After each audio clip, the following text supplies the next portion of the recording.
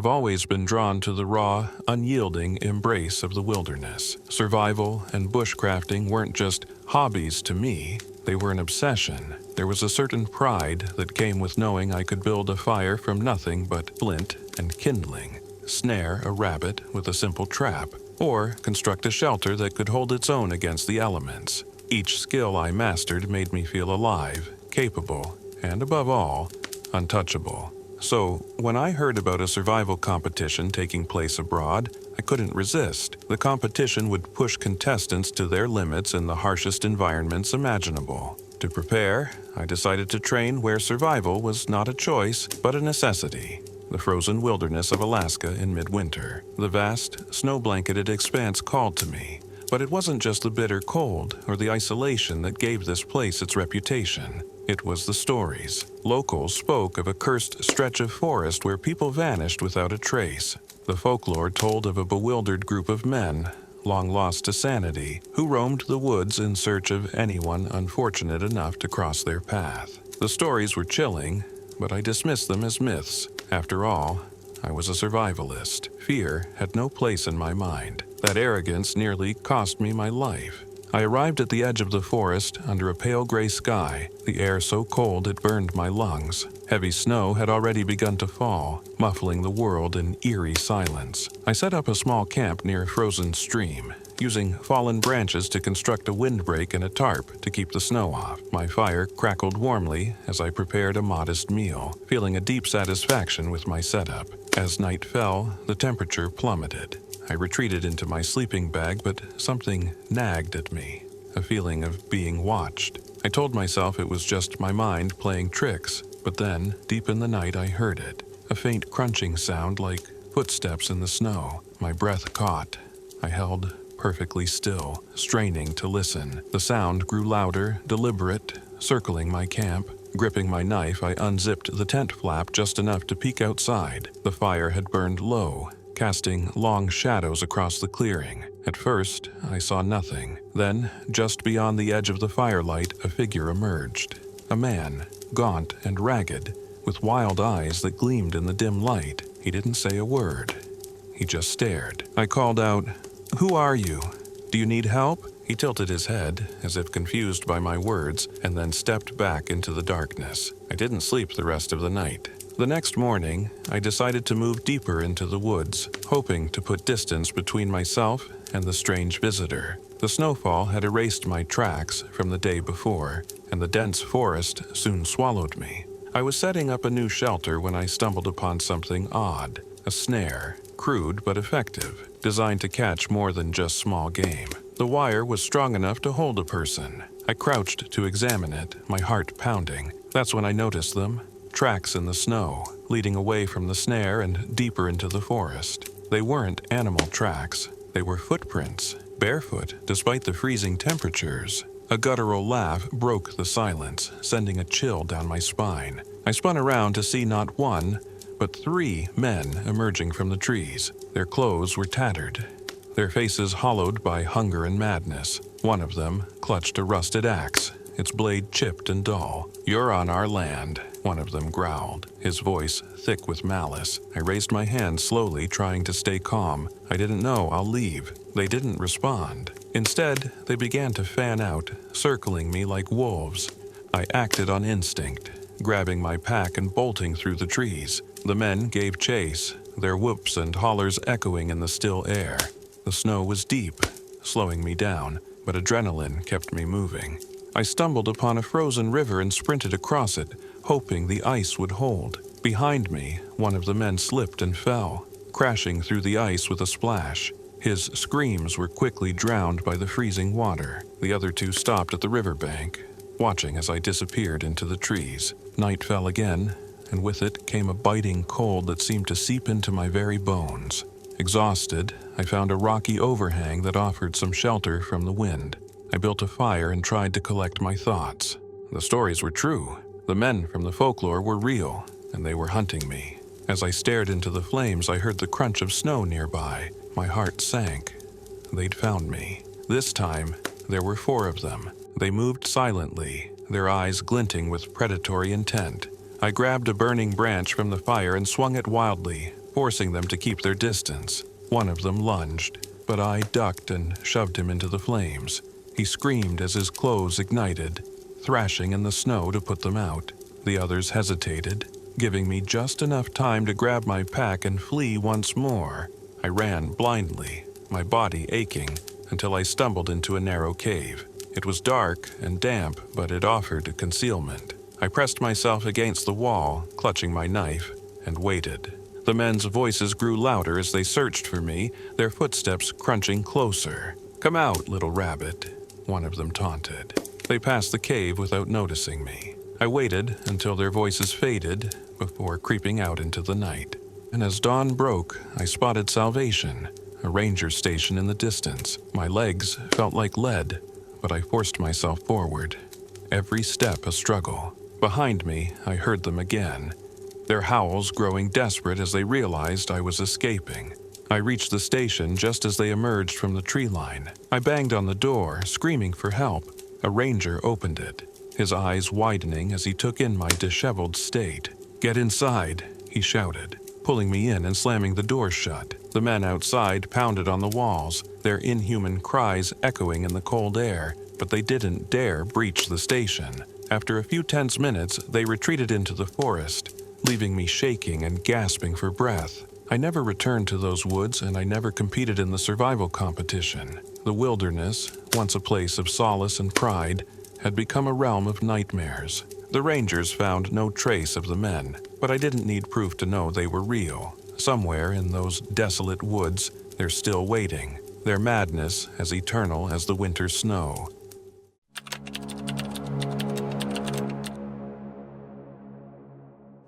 Camping was always my way of disconnecting from the chaos of daily life. No phone, no emails, just the raw stillness of nature.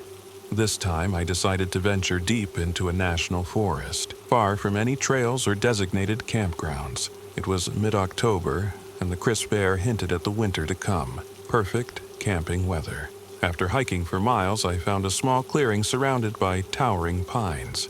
The place felt untouched, a world removed from human interference.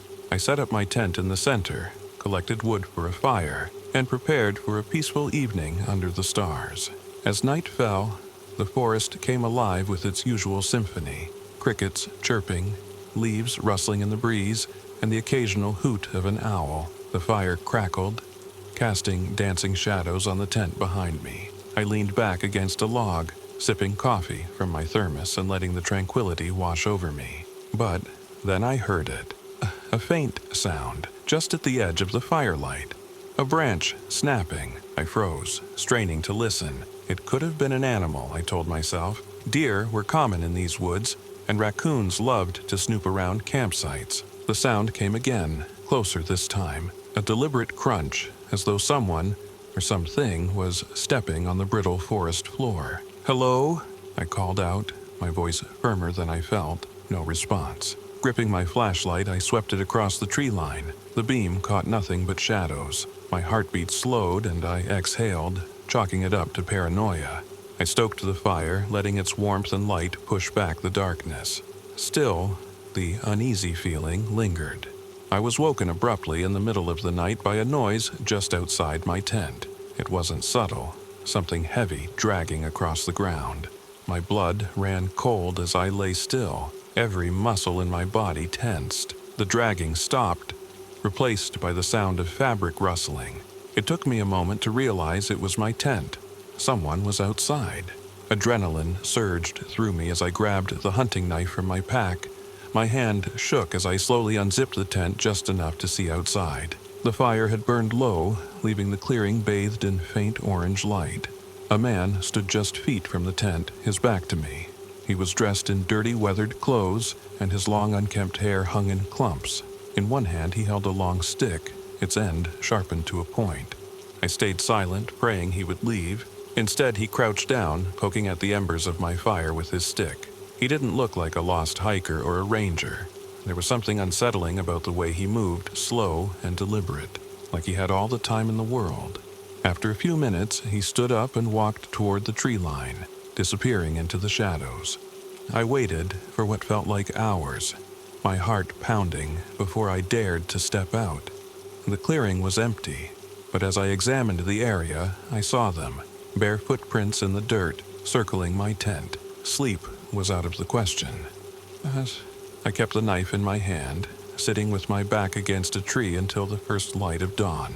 The next day, I debated packing up and leaving, but my stubbornness won out. This was my retreat, my escape, and I wasn't going to let some weirdo ruin it. I decided to move my camp deeper into the woods, hoping to put distance between myself and the unsettling encounter. By afternoon, I found another clearing near a creek. The sound of running water was soothing, and the location felt more secluded. I set up my tent again, reinforcing the idea that last night's incident was a one-off. But as the sun dipped below the horizon, unease began to creep in. Every snap of a twig or rustle of leaves set my nerves on edge. I kept the fire roaring, its light a comforting barrier against the dark. Hours passed, and I started to relax. Maybe I was overreacting. People wandered into the woods all the time, and the man could have been harmless, just curious. That's when I heard it again. Footsteps, slow and deliberate, crunching through the underbrush. I grabbed my flashlight and knife, standing by the fire as I scanned the surrounding trees. "Who's there?" I shouted, my voice echoing into the night. No answer. I thought I caught movement, a shadow slipping between the trees, but it was too quick to be certain. Then I saw it, a bundle of sticks, tied together with twine, lying at the edge of the clearing. It hadn't been there before. A cold chill ran down my spine. It wasn't random. It was placed there. Someone was playing with me. I decided to leave at first light. Survival instincts kicked in. Whatever this was, I wasn't equipped to handle it. I spent the night on high alert, the knife never leaving my hand. At dawn, I packed my gear and began hiking back toward the trailhead. The forest felt different in the daylight, less menacing, but I couldn't shake the feeling of being watched. About halfway back, I noticed something that made my stomach drop. Footprints. Not mine. They paralleled my path, fresh and deep in the damp soil. Panic set in. I quickened my pace, scanning the trees for any sign of movement. Then I heard him. Going somewhere? The voice was low, raspy, and far too close. I spun around, and there he was. The same man from the night before, standing no more than 10 feet away.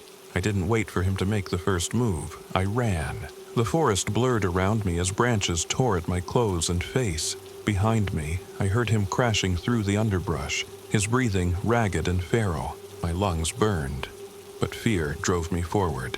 I spotted a fallen tree ahead and scrambled over it, sliding down the other side into a shallow ravine.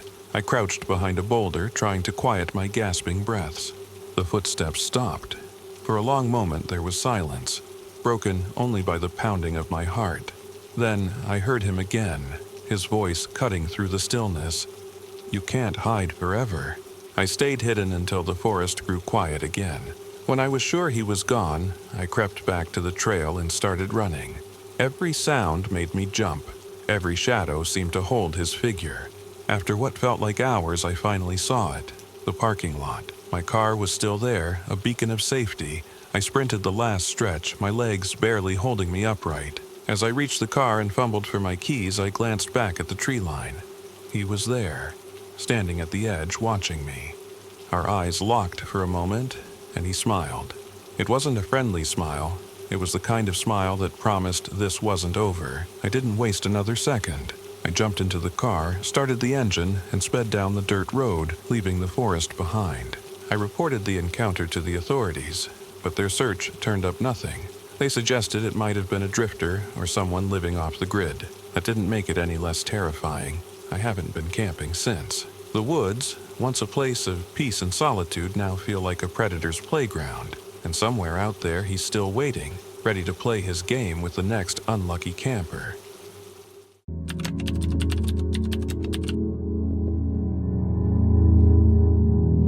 The Monster Woods in Leominster, Massachusetts, was the stuff of local legend. Every kid growing up in the area had heard the stories. Missing hikers, strange lights, eerie sounds. It was all nonsense, we thought. A folklore tale crafted to scare kids into staying on the safe trails. But for me and my friends, Eric and Kyle, it was just the right amount of intrigue to warrant a camping trip. We were skeptics, sure, but the idea of spending a summer night in the infamous woods was too tempting to resist.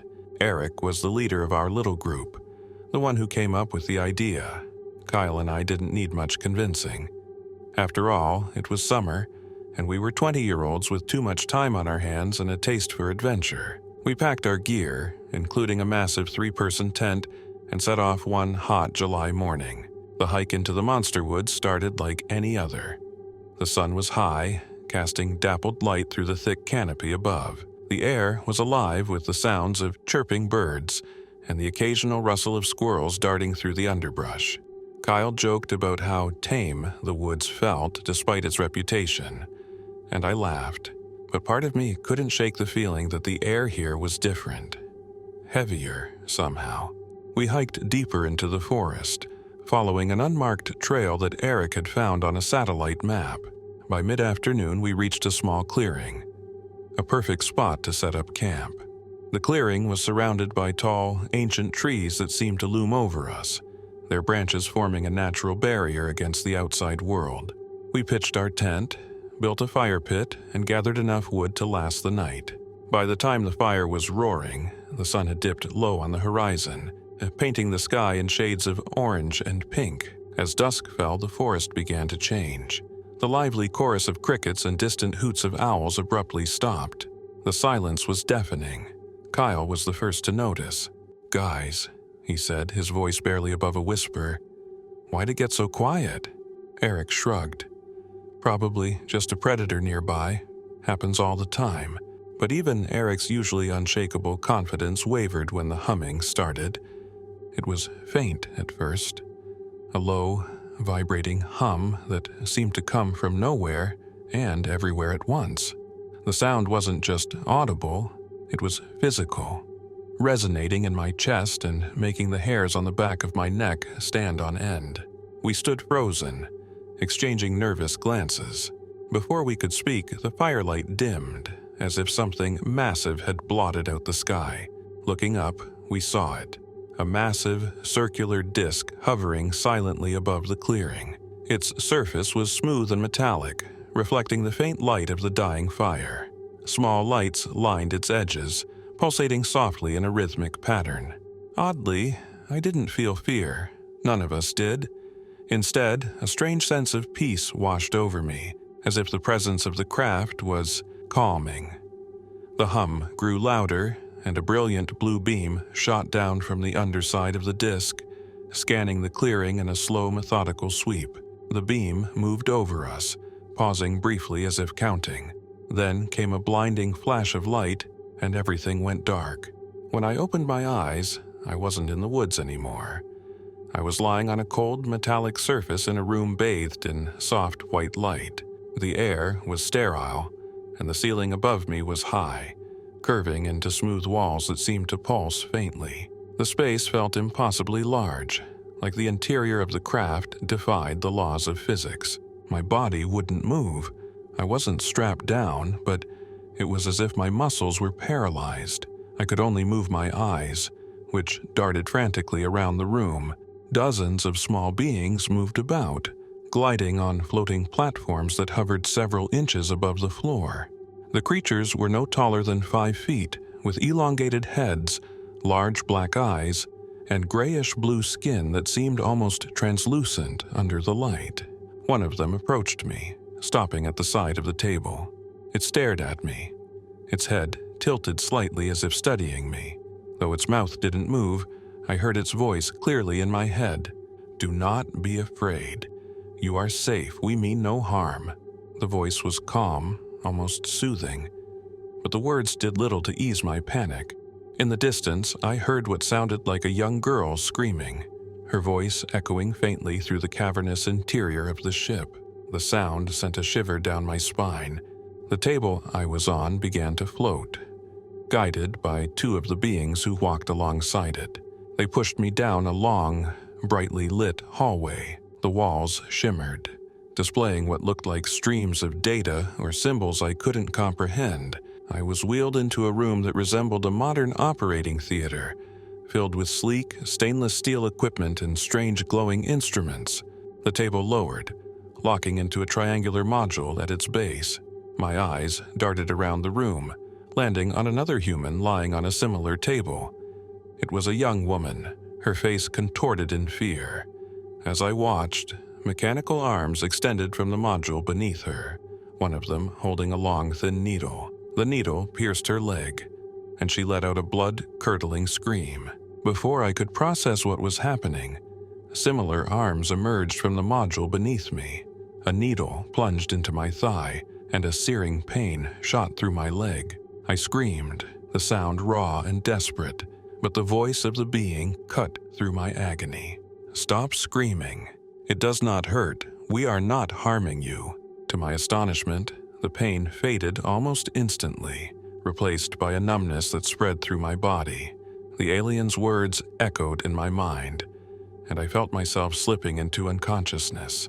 When I woke up, I was lying on the ground, 20 yards from the tent. The morning sun filtered through the trees, and the air was filled with the familiar sounds of the forest, chirping birds and the rustle of leaves in the breeze. For a moment, I thought it had all been a dream, but then I sat up, and the pounding headache reminded me it wasn't. I looked around and saw Eric and Kyle sprawled out in the clearing, both of them groaning as they stirred awake. We were scattered haphazardly, like discarded toys. My legs felt weak as I stumbled toward the tent, muttering to myself. They could have at least put us back in the tent. Kyle sat up, rubbing his temples. What the hell happened last night?